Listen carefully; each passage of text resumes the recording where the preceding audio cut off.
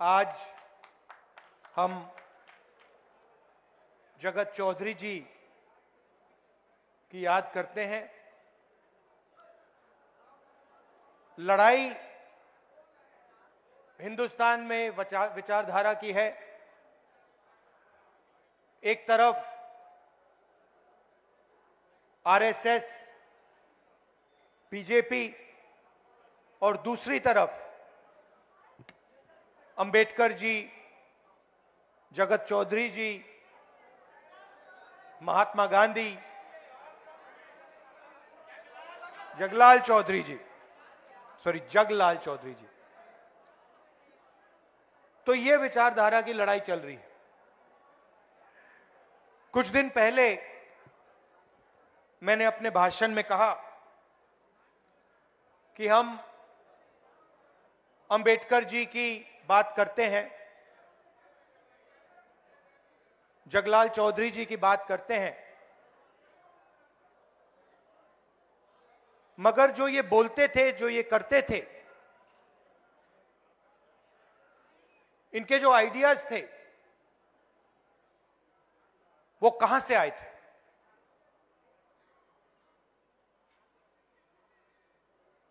वो जो आपके दिल में जो दर्द था, दलितों के दिल में जो दर्द था, भैया भैया थोड़ा इस साइड हो जाइए।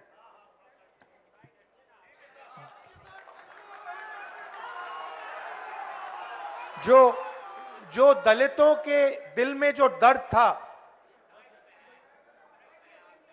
जो दुख था,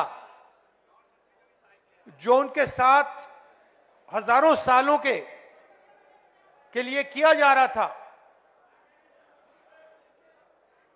वो आवाज अंबेडकर जी और जगलाल चौधरी जी के मुंह से निकलती थी। मतलब जो आपके दिल में था, जो आपके समाज के दिल में था, वो अंबेडकर जी और जगलाल चौधरी जी बोलते थे।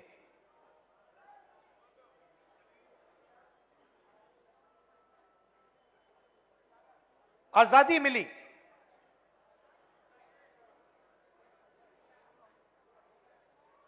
बहुत कुछ हुआ, मगर मैं आपसे सवाल पूछना चाहता हूं। आज हिंदुस्तान का जो पावर स्ट्रक्चर है, जो इंस्टीट्यूशंस हैं, संस्थाएं हैं, चाहे वो शिक्षा का सिस्टम हो, स्वास्थ्य का सिस्टम हो, कॉर्पोरेट इंडिया हो, बिजनेस सिस्टम हो, जुडिशरी हो, इसमें आपकी भागीदारी कितनी है? लोग रिप्रेजेंटेशन की बात करते हैं। लोग कहते हैं कि हां, दलितों को रिप्रेजेंटेशन मिला, और यह सही है, रिप्रेजेंटेशन मिला, मगर पार्टिसिपेशन के बिना, पावर स्ट्रक्चर में शामिल होने के बिना रिप्रेजेंटेशन का कोई मतलब ही नहीं। मैंने आपको यहां स्टेज में बैठा दिया, 5 लोगों को यहां स्टेज में बैठा दिया, और फिर निर्णय पीछे से लिए जा रहे हैं, तो आपको स्टेज पे बैठाने का कोई मतलब ही नहीं है।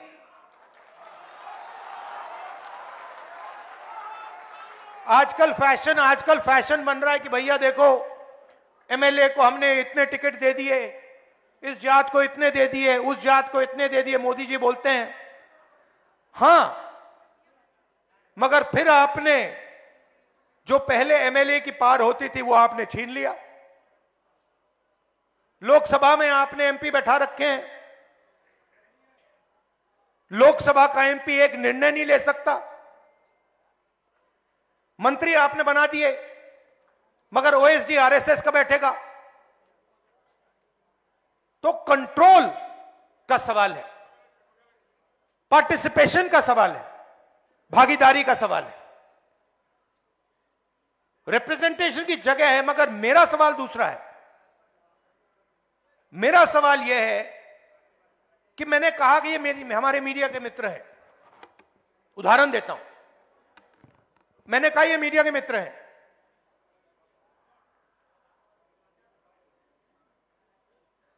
इनकी बड़ी बड़ी कंपनियां हैं, इनको हर स्टेट की सरकार एडवर्टाइजमेंट का पैसा देता है। हर स्टेट की सरकार, देश की सरकार इनको एडवर्टाइजमेंट देती है। आपने देखा होगा, देखा आपने सरकारी इश्तिहार देखे ना, तो सीधा इनकी फंडिंग हो रही है, सरकार इनकी फंडिंग कर रही है। अब मैं आपसे पूछता हूं, ये बड़ी बड़ी जो कंपनियां हैं मीडिया वाली,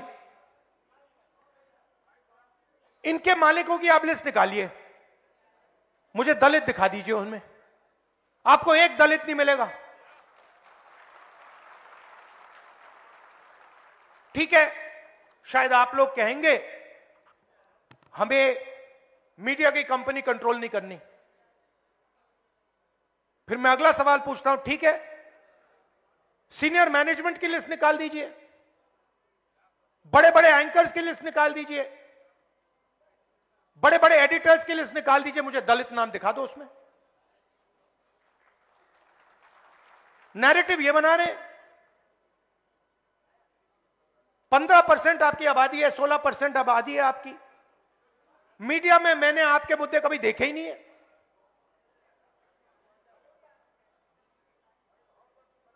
मैं हिंदुस्तान के एजुकेशन सिस्टम में पढ़ा हूं,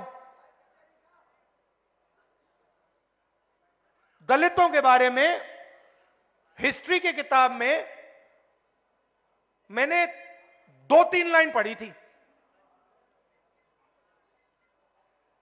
क्या आपकी हिस्ट्री नहीं है क्या? 2 लाइन हिस्ट्री की किताब में, 2 लाइन थी, दलित और अनटचेबिलिटी। 2 लाइन से आपका दर्द मिट जाएगा क्या? मैं आपको एक कहानी बताता हूं, बहुत सुंदर कहानी बताता हूं आपको, आप हैरान हो जाओगे। आजकल स्टूडेंट्स जाते हैं, अमेरिका जाते हैं ना, पढ़ने जाते हैं। अमेरिका के बड़े बड़े कॉलेजेस हैं। तो अमेरिका में एक कॉलेज का एंट्रेंस एग्जामिनेशन होता है, एसएटी एग्जामिनेशन। नाम सुना आपने? सुना है? एसएटी एग्जाम है, वो अमेरिका का यूनिवर्सिटी का एंट्रेंस का एग्जाम होता है। जब वो पहले एग्जाम बनाया गया और स्टूडेंट्स ने लिया, तो जो गोरे स्टूडेंट्स थे उनका परफॉर्मेंस बहुत अच्छा था, और जो अफ्रीकन अमेरिकन थे उनका परफॉर्मेंस बिल्कुल बेकार था। मैं बहुत गहरी बात बोल रहा हूं, इसको अच्छी तरह सुनिए। तो जब नया एग्जाम आया, गोरों को फर्स्ट डिवीजन, सारे के सारे बेस्ट परफॉर्मर्स गोरे, और जो काली चमड़ी वाले थे, अफ्रीकन अमेरिकन थे, उनका परफॉर्मेंस बिल्कुल बेकार, वो फेल हो रहे हैं। पहले गोरों ने कहा कि गोरे लोग ज्यादा इंटेलिजेंट हैं, ज्यादा होशियार हैं, और ये जो अफ्रीकन अमेरिकन हैं ये कम होशियार हैं, ये मैथमेटिक्स नहीं समझ सकते क्योंकि इतने होशियार नहीं है। फिर एक प्रोफेसर ने चालाकी कर दी, उसने एक एक्सपेरिमेंट किया। वही एसएटी का एग्जाम, वही एसएटी का एग्जाम, उसके जो सवाल थे उसने अफ्रीकन अमेरिकन प्रोफेसर से बनवा दिए। मतलब एग्जाम के जो सवाल थे, जो एग्जाम का डिजाइन था, उसने गोरों से नहीं करवाया, उसने अफ्रीकन अमेरिकन से करवा दिया। और फिर उसने वही एग्जाम गोरों को और अफ्रीकन अमेरिकन को दे दिया। आपको मालूम है नतीजा क्या था? सारे के सारे गोरे फेल हो गए। अब मैं आपसे पूछना चाहता हूं, हम शिक्षा के सिस्टम की बात कर रहे हैं, उस शिक्षा के सिस्टम में आपकी कोई हिस्ट्री नहीं है, आपका कोई इतिहास नहीं है।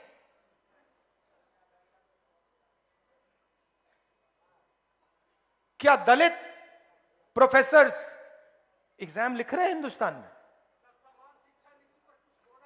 बोल रहा हूं बॉस, इसलिए आया हूं, बोलने ही आया हूं मैं। तो आपकी ना मीडिया में भागीदारी, कॉर्पोरेट इंडिया की बात करता हूं, 16 लाख करोड़ रुपया नरेंद्र मोदी जी ने हिंदुस्तान के 25 सबसे अमीर लोगों का कर्जा माफ किया है। 16 लाख करोड़ रुपया। उनकी लिस्ट निकालिए, 25 लोग हैं, अदानी, अंबानी, ये लोग। जीएसटी का 16 लाख करोड़ रुपया कर्जा माफ किया है। आपका पैसा है, दलितों का पैसा है, पिछड़ों का है, आदिवासियों का है। मगर अगर आप लिस्ट निकालेंगे, उसमें एक दलित नाम नहीं है, एक पिछड़ा नाम नहीं है, एक आदिवासी नाम नहीं है। कॉर्पोरेट इंडिया की लिस्ट निकालिए, 200 सबसे बड़ी कंपनियां, उनके मालिकों की लिस्ट निकालिए, मुझे दिखा दो, दलित नाम दिखा दो उस लिस्ट में, आपको एक नहीं मिलेगा। कॉर्पोरेट इंडिया की सीनियर मैनेजमेंट की लिस्ट निकालो, उसमें एक दलित, एक पिछड़े का नाम दिखा दो, एक आदिवासी का नाम दिखा दो, नहीं मिलेगा। आप जीएसटी देते हो,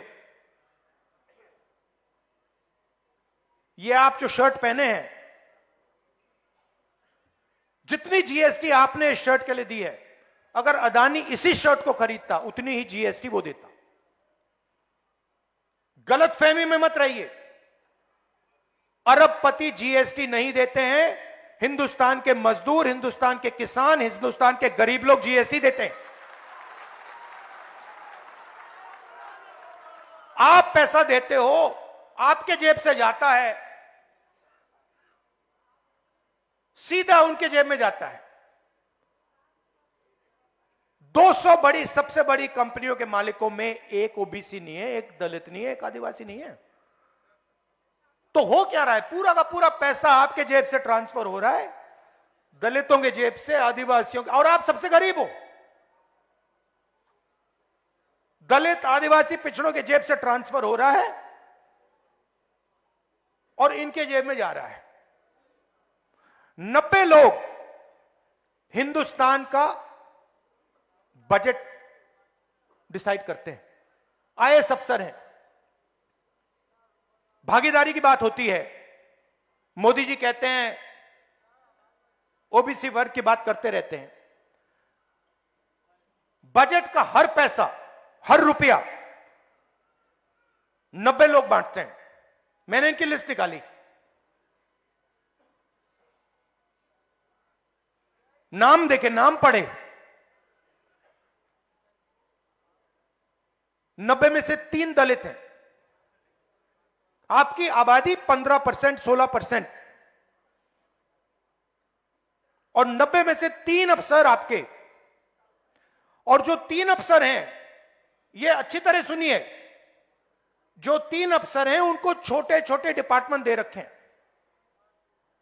और अगर हिंदुस्तान की सरकार 100 रुपए खर्च करती है बजट में, तो दलित अफसर 1 रुपये का निर्णय लेते हैं। 100 रुपए का नोट निकालिए, अगर 100 रुपए हिंदुस्तान की सरकार बजट में बांटती है, दूसरे हाथ में 1 रुपए का सिक्का पकड़िए। 1 रुपए की भागीदारी है आपकी। मैं बता रहा हूं बदलाव कैसे होगा, इसलिए मैं यहां आया हूं। 50% आबादी पिछड़े वर्ग की है। 3 अफसर उनके, 3 आपके, 3 उनके। 100 रुपए में से 5 सिक्के उनको पकड़ा दो। 100 रुपए में से 1 रुपए का सिक्का आपको और 5 सिक्के उनको। और आदिवासियों की आबादी 9%, उनको 1 रुपया भी मत दो, उनको फेंक के ऐसे 10 पैसे दो। मतलब सब मिलाकर, दलित, आदिवासी, पिछड़ा वर्ग सब मिलाकर हिंदुस्तान में आपकी भागीदारी 100 रुपए में से 6 रुपए 10 पैसे।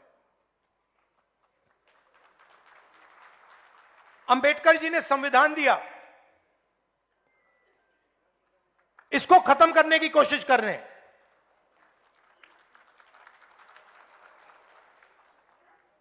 जो आपको बजट में 6.5 रुपए 6 रुपए 10 पैसे की भागीदारी, वो भी छीनने की कोशिश कर रहे हैं।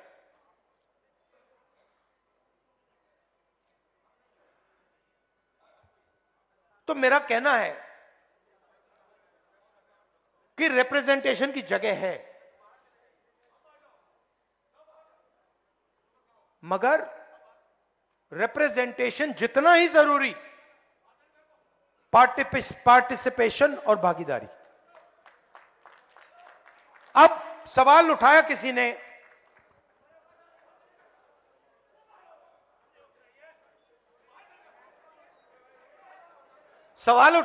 ने, कि आगे क्या करना है, रास्ता क्या है। मैं बताता हूं आपको।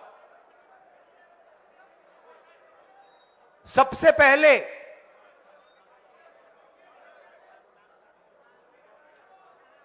पहले यह पता लगाना है कि सचमुच में किसकी कितनी आबादी है और किसको कितनी भागीदारी मिल रही है। और यह पता लगाने का एक ही तरीका है, उसका नाम है जाति जनगणना। और यह बिहार वाला जो जाति जनगणना है, मैं इसकी बात नहीं कर रहा हूं। जाति जनगणना देखना है तो तेलंगाना वाला देख लीजिए। तो जाति जनगणना क्या है, मैं आपको समझाना चाहता हूं। जाति जनगणना सिर्फ सर्वे नहीं है, पहला कदम है। जैसे चोट लगती है, मैडम आपको कभी चोट लगी है? हाथ टूटा है कभी आपका? आप अस्पताल गई थी, डॉक्टर ने पहले आपसे क्या कहा? एक्सरे कराना है। कहा नहीं कहा? किसी को चोट लगती है, डॉक्टर पहली चीज कहता है भाई देखो एक्सरे कराओ। तो पहला कदम एक्सरे का है। जाति जनगणना हमें यह बता देगा कि दलित कौन है, आदिवासी कौन है, पिछड़े वर्ग के लोग कौन है, माइनॉरिटी कौन है, जनरल कास्ट कौन है, गरीब जनरल कास्ट कौन है, यह सब पता लग जाएगा। उसके बाद हम दूसरा काम शुरू करेंगे। हम हिंदुस्तान की सारी संस्थाओं की लिस्ट निकालेंगे, इंस्टीट्यूशंस की लिस्ट निकालेंगे, चाहे वो जुडिशरी हो, ब्यूरोक्रेसी हो, सब इंस्टीट्यूशन की लिस्ट निकालेंगे। उसमें पता लगाएंगे कि मीडिया में दलितों की असलियत में कितनी भागीदारी है, कॉर्पोरेट इंडिया में असलियत में दलितों की कितनी भागीदारी है, ब्यूरोक्रेसी में असलियत में कितनी भागीदारी। भाई और मैंने एक बात समझिए, सवाल धन का है, ठीक है? सवाल धन का है। आज क्या हो रहा है, सारा का सारा धन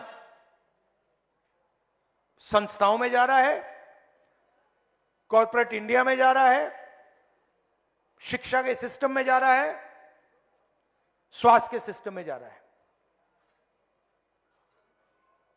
पहले सरकारी अस्पताल होते थे, एक प्रकार से वो आपके अस्पताल थे, उसमें आपको मुफ्त में इलाज मिलता था। आज सारे के सारे अस्पताल प्राइवेट हैं। कोई बीमार होता है, दलित वर्ग का कोई बीमार होता है, तो लाखों रुपए आपके जेब से निकलते हैं। निकलते हैं नहीं निकलते हैं, है ना? कहां जाते हैं?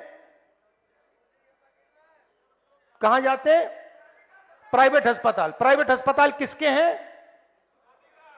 मोदी का नहीं है, दलितों का नहीं है, पिछड़ों का नहीं है, आदिवासियों का नहीं है, अंबानी अदानी का है, अरबपतियों का है। सारे के सारे जो प्राइवेट अस्पताल है उनके मालिकों की लिस्ट निकाल दो, मुझे दलित नाम दिखा दो एक। इनको सरकारी जमीन दी जाती है, इनको रोज सरकारी जमीन दी जाती है। आप इनको लाखों रुपए देते हो, मगर मालिकों में आपका एक नाम नहीं है, कहीं भी नहीं है। तो जाति जनगणना से यह सारा का सारा साफ हो जाएगा। इसीलिए कल मैंने पार्लियामेंट में भाषण दिया, मैंने दो चीजें कही।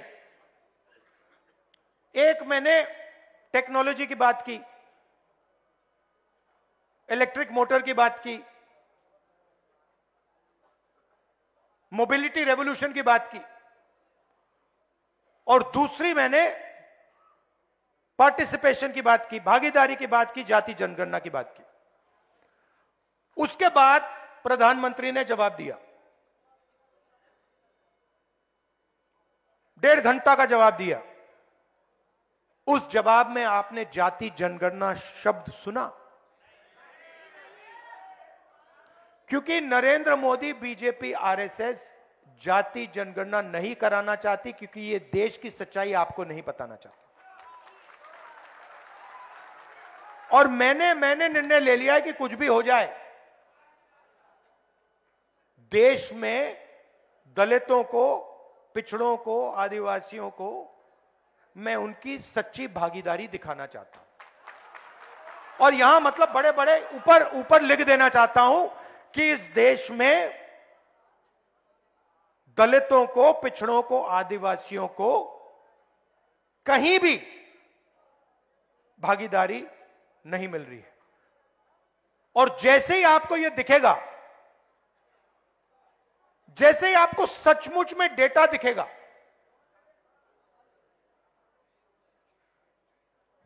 फिर हिंदुस्तान की असलियत, हिंदुस्तान का हर एक नागरिक, हर एक दलित, हर एक पिछड़े वर्ग, हर एक आदिवासी सब समझ जाएंगे। और फिर एक नई तरीके की राजनीति, एक नया तरीके का विकास शुरू होगा।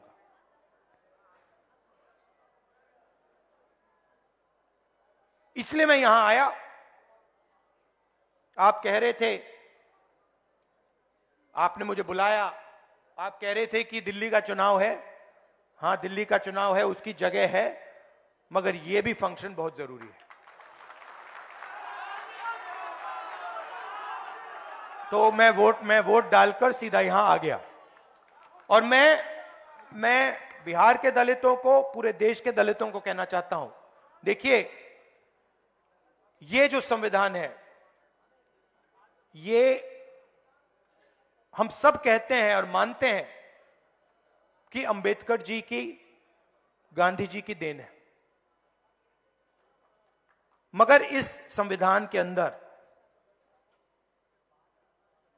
हजारों साल का आपका दर्द है। जो आपके साथ अपमान किया गया, जो आपको दबाया गया, जो आपको क्रश किया गया, वो सब इसके अंदर है। और यही आपको एक नया भविष्य दे सकता है, यही आपको बचा सकता है। और यही आपको देश में भागीदारी, सच्ची भागीदारी दे सकता है। इसीलिए बीजेपी और आरएसएस के लोग इसको खत्म करना चाहते हैं, क्योंकि वो जानते हैं कि जिस दिन तक यह संविधान है, उस दिन तक हिंदुस्तान के गरीब लोगों को, दलितों को, पिछड़ों को, आदिवासियों को नहीं दबाया जा सकता है। ये इसको सामने से नहीं मारते हैं। ये आप मत सोचिए कि इसको सामने से मारते हैं। सामने से इसके सामने ये मत्था टेकते हैं। सामने मोदी जी यूं करेंगे और फिर अपना काम चालू कर देंगे। अंबेडकर जी के सामने आरएसएस के आजकल सब नेता हाथ जोड़ते हैं, मगर हाथ जोड़ते वक्त जिस चीज के लिए अंबेडकर जी लड़े, जिस चीज के लिए अंबेडकर जी ने अपनी जिंदगी दी,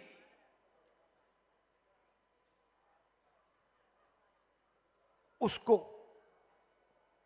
रद्द करते हैं, उस पर आक्रमण करते हैं, उसको खत्म करने की कोशिश करते हैं। दलितों की स्कॉलरशिप्स, बाबा साहब ने कहा था एजुकेट। आदिवासियों की, दलितों की स्कॉलरशिप्स को खत्म कर देते हैं, रोहित वेमुला को मार देते हैं और फिर अंबेडकर जी के सामने जाके हाथ जोड़ते हैं। इसका कोई मतलब नहीं है। तो मैं ये आपसे कहना चाहता था कि हम आपके साथ हैं और मैं ऐसा दिन देखना चाहता हूं जब हिंदुस्तान की हर संस्था में, हर सिस्टम में, लीडरशिप लेवल पे, कोने में नहीं, पीछे नहीं, लीडरशिप लेवल पर दलित, आदिवासी, पिछड़े लोग दिखें। मैं देखना चाहता हूं, मैं वो दिन देखना चाहता हूं जब हिंदुस्तान की टॉप 10 कंपनीज का मालिक दलित, पिछड़े वर्ग से हो, आदिवासी वर्ग से हो। और मैं उसके लिए लड़ रहा हूं और लड़ता रहूंगा। आप सबका बहुत बहुत धन्यवाद कि आप यहां आए। धन्यवाद, नमस्कार, जय हिंद।